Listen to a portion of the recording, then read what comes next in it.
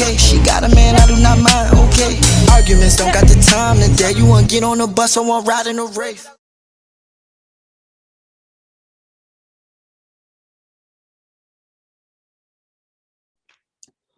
All right. Niko, can you hear me? Yeah. We got Niko Lalos on the show today. First guest. I already gave you the introduction in the actual introduction, so no more needs to be said. But thank you for coming on the show, brother. I appreciate it. Thanks for having me.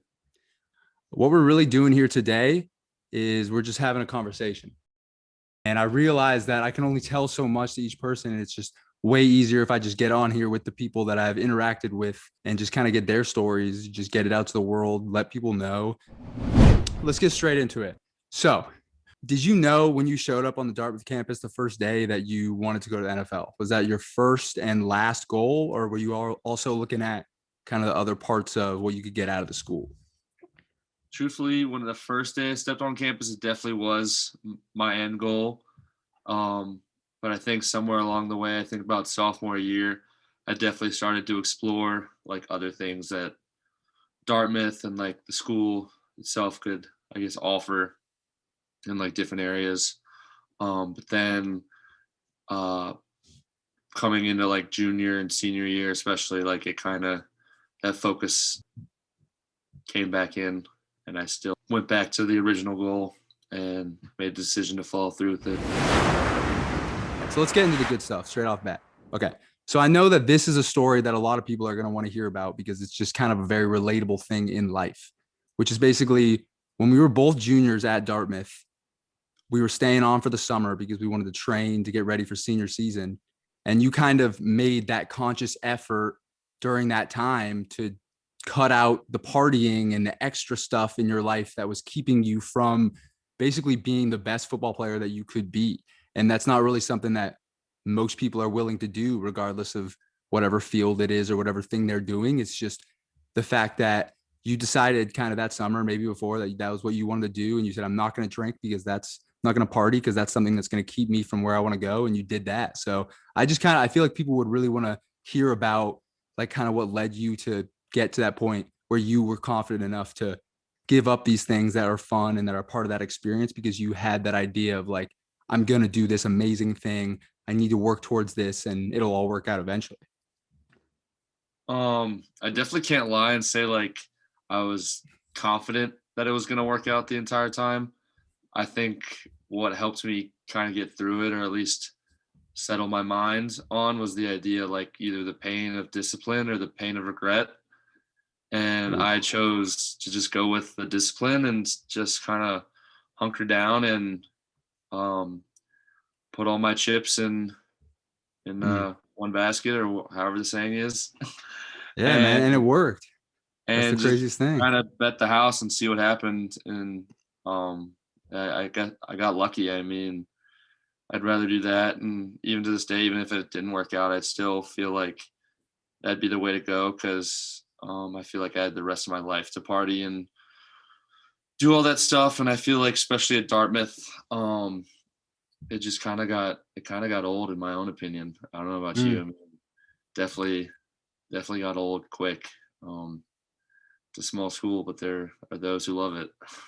Yeah, right. And there are also those who are only partying. Like that's the most important thing to them when they're going to school. Like they just have to do that to like get that release from working so hard every week, just sitting in the library all week, just to be able to look forward to going out and getting drunk and forgetting about your problems for a little bit. But at the end of the day, that was definitely a hard part too. I mean, yeah, like, cause like I definitely felt the heat of school, especially when I was trying to just finish it out a term early. But like, so it was hard. So, but like that, I guess that just like powering through it and just staying the course really helped me, got me where I am today. So, I mean, I'm lucky, to say the least.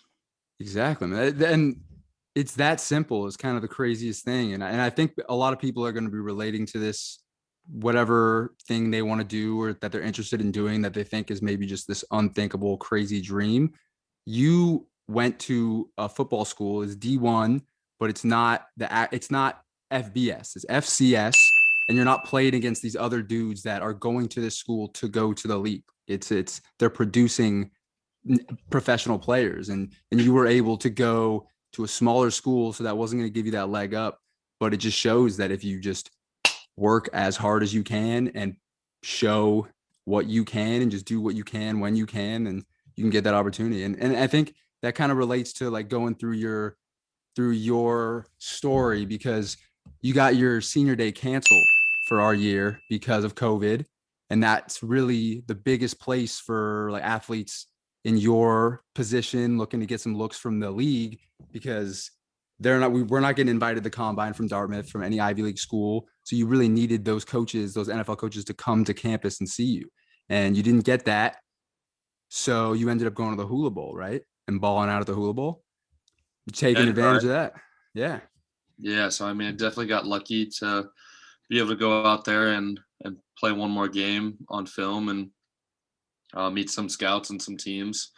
Definitely helped because no one in their wildest dream thought we'd ever be where we are today with the pandemic and everything. So it's pretty crazy how the world goes. But I mean, like you said, yeah, it's coming from a small school like that. That pro day is really the big one, the really thing that really kind of builds your, I guess, case to or stock to make the jump to the next level. And without that, that was definitely a huge loss for the campaign. But I mean, at the end of the day, it still worked out. So yeah, it worked out, man. But it worked out because you went to the Hula Bowl with all these other dudes from these respected, reputable programs that these coaches have been looking at all year, and then you went and balled out against them. So there you go. Like you take that one opportunity and you just put it on tape when they're looking, and that's kind of how you get lucky. You know, like people say get lucky, but if you put yourself in the position to get lucky, to get that random coach's eye, then something can happen. And then in the spirit of making things out of nothing, man. So you go to the Hula Bowl, you get the MVP for the defensive player, got a bunch of sacks and maybe a forced fumble. You don't get drafted, and then you get signed to a free agent deal with the Giants, right? And was that a practice squad deal? Were you going week to week? Were you on a like what was the contract like? So like the way it works is like you just once there's like no more draft picks, they can sign undrafted free agents to any team depending on whoever you want to sign with. And then you just go out through training camp and like off season, regular season, or regular off season, excuse me. And you usually have a preseason, and you play in those games before they decide like who is making the team and who they're cutting.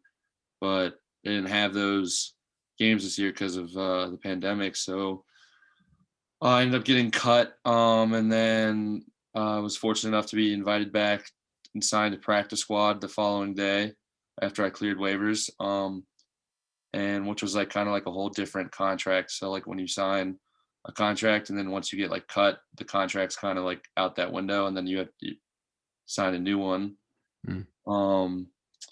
And then I just played on practice squad and just kind of got better each day and waited for my opportunity to come. And so that's pretty much how it went. So yeah, man.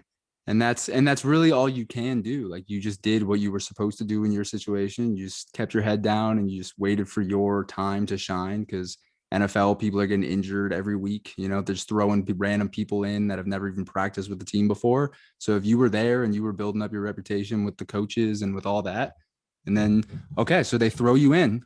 Niko Lalos goes on the field from Dartmouth. First time. King James, LeBron James tweets out for you before the game. I know you got mad butterflies going. Everything's crazy. You go into the game. I actually didn't even know he tweeted me until after the game because we're like not allowed to have our phones. Wow. Yeah. That's probably so much better though. That's probably. definitely better.